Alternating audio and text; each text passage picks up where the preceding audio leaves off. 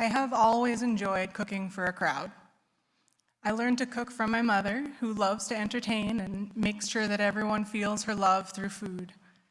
I was lucky enough to have a childhood in which I always had enough to eat and we always had enough to share.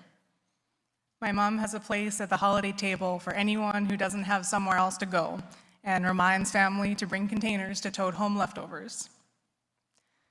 When I began getting involved in historical recreation as a young adult, I was drawn to helping in the kitchen because it was quiet and chill and I knew the rules of interaction.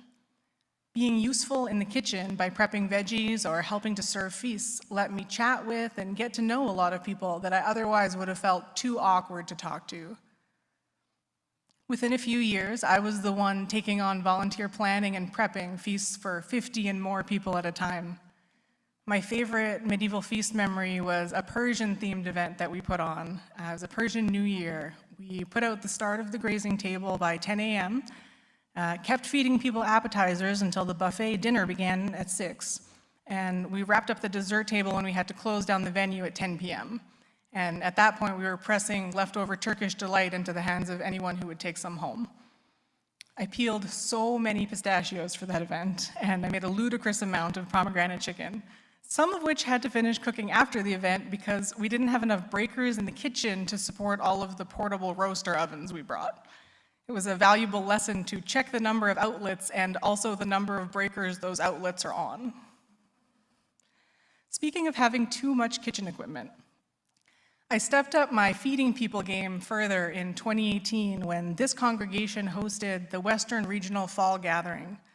I volunteered to cater the entire conference, which consisted of breakfast, lunch, snack, and dinner and lunch the following day for anywhere from 60 to 100 people per meal. I planned what I hoped would be a delicious and accomplishable meal on a very small budget, but I didn't quite do the math right in my head for scaling up one meal for 100 people to 4 meals over 2 days. The week before, with plans and menus set, and as my partners and I frantically prepped anything that could be made ahead, our venue for most of the event informed us that renting the kitchen didn't include any of their equipment. So every bowl, spoon, tong, and spatula would be under lock and key. That's how I found out that I can cater a small conference with only my own kitchen equipment. In retrospect, definitely a key moment for inspiration down the road and possibly filled me with too much confidence. We managed to pull it off on time. People seemed to really enjoy the food, and I only forgot one dish cooling out on the balcony until cleanup time. A couple of years later, I was itching to do another big thing. I had completed a ton of research and planning into what I hoped would be my most ambitious food project yet. For the 50th anniversary of our medieval group, I would make a lunch table consisting of 50 different period dishes from across the world and share a booklet of recipes with all the attendees. Sadly, this feast was to be held in May of 2020. Cooking for a big group was not going to be in the stars for me for a long while, and I really missed it. During the pandemic, I went from cooking dinner for my family twice a week or so to rarely cooking at all. I mentioned more than once that I had completely lost my desire to cook. Compounding things, my husband Dave got COVID in January of 2021 and couldn't stand the taste of garlic or onions and many other common ingredients for an entire year. Do you know how many things corn is in? It's a lot of things. Combined with my unpredictable food sensitivities, this was a real nightmare. Previously, I had held the title of pickiest eater in the family, and Dave would tend to finish whatever I had no interest in. Now, this natural cycle was disrupted, and it made cooking feel impossible and futile. Even after the symptoms of COVID subsided, the cooking spark did not return. Does anyone here know what the mom-friend override is? So this is the principle that if someone else's anxiety about doing the thing is worse than yours, you develop the sudden ability to do the thing for them. I can't ask for more ketchup for myself, but if my friend needs more ketchup, I can get up and get that ketchup and ask for it. Turns out that kind of works for cooking too, at least for me. You see, my boyfriend at the time was in a rough place, eating too much takeout he couldn't afford, and rarely, if ever, cooking for himself. Which sounds pretty familiar, right? I just described essentially that was my situation as well. But I told him, look, if you buy some basic ingredients, I can turn them into freezer meals that you just need to pop in the microwave, and boom, you have homemade food. I brought a whole bunch of equipment over to his apartment and spent a day turning a cart full of groceries into a freezer full of meals, using the special combination of skills that I had learned making big batches of food for family events, feasts, and WRFG. Among those lessons is that it's way more cost-effective to make 40 meals at once than it is to make 4 meals. I was even able to bring a few meals to another friend who had COVID at the time and needed some really easy food. I was exhausted by the end of that very long day, but I felt good about what I had accomplished and how I had set up 2 people I care about with food made with love that could sustain them for a while for a very reasonable price. The seed of an idea was well and truly planted. I asked my friends if maybe they'd want to pitch in for groceries sometimes if I cook a big meal, and split it up. I knew a lot of them did not love to cook, or didn't always have the energy or ability to cook, or maybe if they have the ability or the energy to cook, they don't have the energy to do all the other things that surround cooking that need to happen in order to make yourself food every day of your life.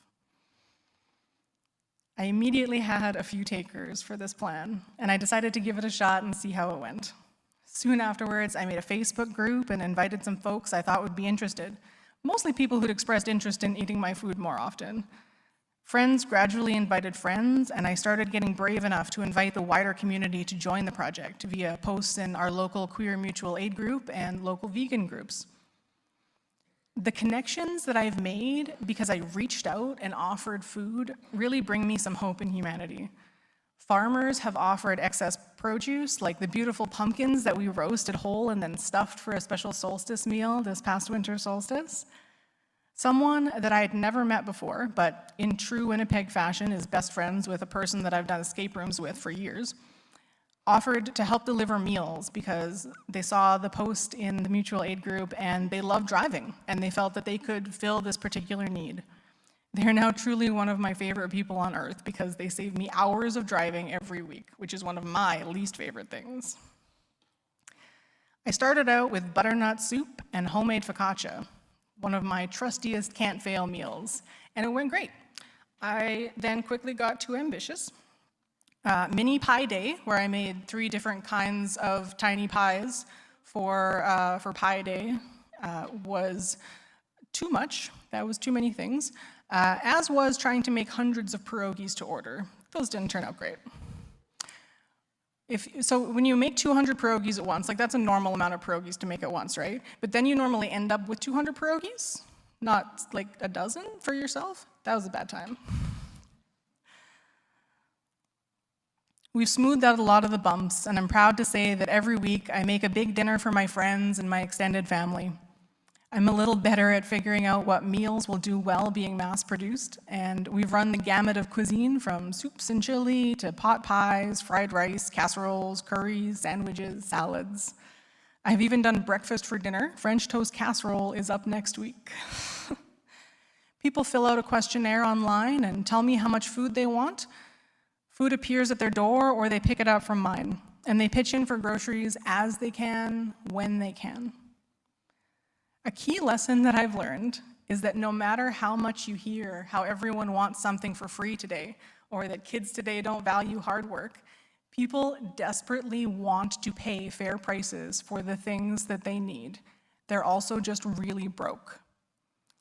I never imagined that it would be so difficult to get hungry people to accept a weekly delivery of free food if they feel like they haven't done anything to deserve it. On the flip side, I had to institute a rule for my own peace of mind that people aren't allowed to ask me if they sent enough money. Does not compute. I can't answer that. There are too many factors. If people send anything, wow. Thank you so much for helping to contribute to this modern version of stone soup.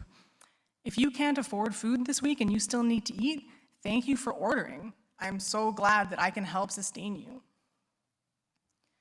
Unitarian Universalists uphold the worth and dignity of every person, and every person needs to eat. According to the guidelines that pay people on programs like EIA and disability, though, eating is more of a luxury experience only for those who can prove themselves worthy through labor. I don't have any interest in being part of a broken system that perpetuates that. It's really hard to deprogram people from a lifetime of white supremacist, patriarchal, capitalist training, though. We saw this firsthand these past couple of years as we've been working and planting and tending our front yard food forest. This project has connected us to our community in unexpected ways, too. Spending so much time in the front yard doing things with interesting plants has given our neighbors an excuse to say hi and ask questions, which has been awesome. We even got to know one of our neighbors a lot better because she offered, when she saw a giant pile of mulch on our boulevard, to help us shovel it and get it into our yard. She's a mom of 3 young kids, and I quote, "wanted to do something and see it stay done." Unfortunately, however, disturbingly often, these conversations with our neighbors go a particular way. "We live nearby, and we've been seeing you work so hard on this. What kind of trees are those?" And then I go on for a little too long. "We have 2 different varieties of apples and cherries and pears. There's half a dozen kinds of berries. Let me show you my hedge. Here's where the asparagus is gonna grow. Hopefully in a few years, it'll just be full of food for the neighborhood." And people stop and say, "Ha ha ha, watch out. I might come in the middle of the night and help myself." And we say, "Please come whenever is convenient for you. We're happy to share it." And they just sort of, okay. Like, the idea that we would put work into a long-term project on our private property and then share the bounty with those around us is such a baffling concept to many of our neighbors that it makes their whole social script crash into confused noises. That's not a great sign, but it's where we're starting from. One of my favorite podcasters is author and activist Margaret Killjoy. She talks often with people who do all kinds of survival training, crisis management, and emergency preparedness. She's also a trans woman who lives in the Appalachian Mountains. She once told a story that really stuck with me about being part of a queer rural land project where the neighbors started out very skeptical of not only her and her friends and their identities, but also their motives and ideas. After some discussion and explanation, they ended up in a place of, "I don't really get it, but you can use my tractor." And she said, "Great, now we're on the same side in terms of certain important decisions, like, should we all starve to death when the food system collapses?" Being on the same side about certain important decisions feels very high stakes right now. As you'll recall from the video, mutual aid is mutual, not charity. What benefits am I reaping when I grow fruit from my whole neighborhood? In addition to A, having fruit, and B, being delighted when I see children picking strawberries in my yard, I'm consciously inserting seeds into the minds of everyone who passes by. You see, our house and our family and our yard are all very gay. We once had a pair of children come by our house to tell us that when they drive by our yard, which has a rainbow fence and a big rainbow flag and big rainbow lights, they scream, "The gay house!" And this is a tradition their parents hate. This was my favorite thing that anyone has ever come to my house to tell me. So yes, our yard is very gay, very visibly gay.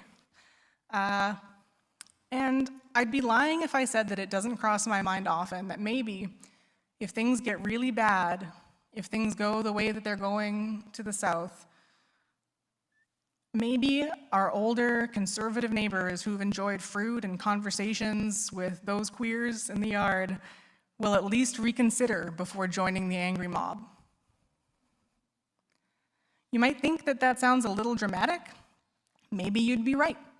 But there's definitely something to the fact that everyone I know under 50 has at least a little bit of a plan for what happens when society collapses around us. I am a hopeful and positive person. this outfit is representative of who I am. I am sparkles and rainbows, and I want to believe in the world. But I'm also a person who feels like I'm training for the time when I need my gardening skills to feed my family.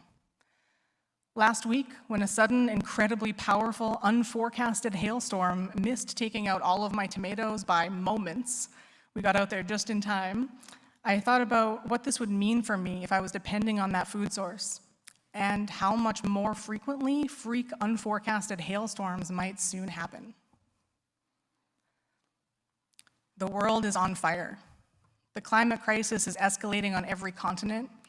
Fear and distrust are being sown by people intent on making trans kids the scapegoats for boomers who are uncomfortable with social change. And a genocide that is being live streamed on the internet is being ignored and apologized for by our leaders. My good friend, Dr. Jem Newman, who I've run a podcast with for past 10 years, gave the valedictory address this Thursday upon his graduation from the Max Rady College of Medicine, and is currently facing all kinds of backlash for pointing out that tens of thousands of children have died in Gaza over the last 7 months, and that as medical professionals, they should be raising their voices for an immediate and permanent ceasefire, as should all of us. They would hardly have to stand alone, as many American medical organizations have joined the call. Even the CUC has a statement in support of ceasefire. Instead, our leaders here in Canada remain stunningly quiet on a subject that will no doubt soon be the topic of another Heritage Minute, where we apologize and pretend that we've learned from our history. I admit that although I have been following the innumerable atrocities in Gaza, the targeted murder of aid workers from World Central Kitchen hit me especially hard amongst the horrors. Maybe because one of them was Canadian, but I think mostly because they had come just trying to feed people, and they were systematically killed to stop them and to prevent further aid from reaching starving people. And it worked. Thousands and thousands of pounds of food on ships turned back after that attack. It is horrible that they and hundreds of other aid workers have died in this conflict, but it is an incredible testament to humanity that they tried. On Margaret's show about surviving various natural disasters and man-made crises, the question of what is the single best survival tool you can have in any situation comes up a lot. And they've asked various experts and talked about it with all kinds of different people. And her answer every time is another human being. The most important tool we have for getting through the apocalypse is another human being. The most important tool is community. When I found the poem I used as a reading today, the part about two people hit me the most. Two people fighting back to back can cut through a mob, a snake dancing file can break a cordon, an army can meet an army. Two people can keep each other sane, can give support, conviction, love, massage, hope, and sex. There is a lot that two people can do as a team, and even more that we can do together as a community. The future may be bleak, but all is not lost.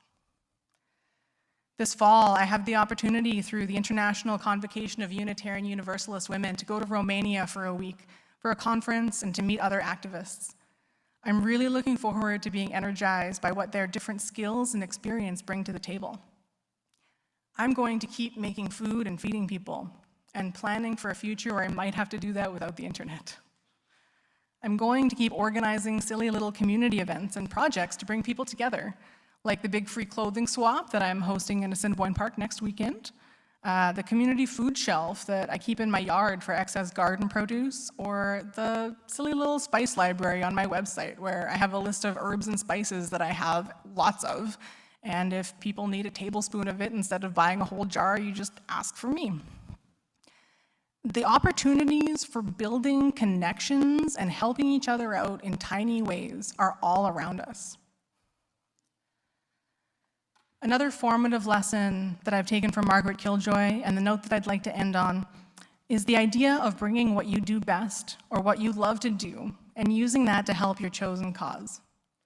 It takes all kinds of people to make it work. I love to cook for a crowd. I feel like I found my niche, regularly cooking meals for 30 or 40 people that are made with so much love and so much butter. My volunteer driver who takes over the part of getting the food from me to other people that I hate doing, that's another great example. Important causes need people to make signs and go to rallies and be loud. Important causes also need accountants and drivers and data nerds and cooks and people to clean the toilets. Here in Winnipeg alone, we have so many opportunities to get involved in great mutual aid projects like Food Not Bombs and the Prison Rideshare Project that connects families in Winnipeg with loved ones who are held in rural facilities that are inaccessible by public transit. There's also Winnipeg's Mutual Aid Society on Facebook. Whatever you love doing, there's a place for you in mutual aid and in radical organizing for change. If you love washing dishes, I'd love to have your help a few hours a week. Building community in a world where everything is coming apart at the seams is a radical action that just might save us all, and it's worth trying to learn new ways to be together. Our closing hymn today is 1017, Building a New Way.